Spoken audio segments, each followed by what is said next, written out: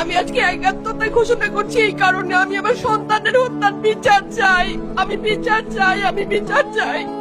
এই বিচার আপনাদের নিশ্চিত করতেই হবে। আমার সব সন্তানের কাছে আমার অনুরোধ, আপনারা আমার সন্তানের হত্যার বিচার করুন।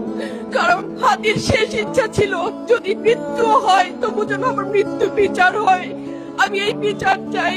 ইনসাফের বাংলাদেশ চাইলে যদি মৃত্যুবরণ করতে হয়, আর কত রক্ত দিবে আমাদের সন্তানেরা?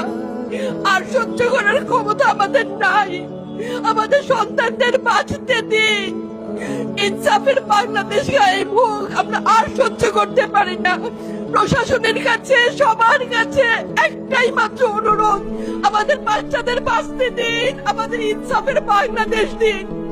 কথা বলার শক্তি আমার নাই, আমার চোখ পড়ে আসছে। আমি সহ্য করার শক্তি আমাদের নাই। আমাদের বাচ্চাদের বাঁচতে দিন। প্রশাসন সজাগ হবে কবে? আর কত মৃত্যু আমার বাচ্চাদের দেখতে হবে? আমি কথা বলতে পারছি না। আপনারা সবাই আমার বাচ্চা হাদির জন্য দোয়া করবেন, আমাদের বাচ্চাদের জন্য দোয়া করবেন, আর ইনসাফের বাংলাদেশ যেন কায়েম হয় সেজন্য দোয়া করবেন। আসসালামু আলাইকুম।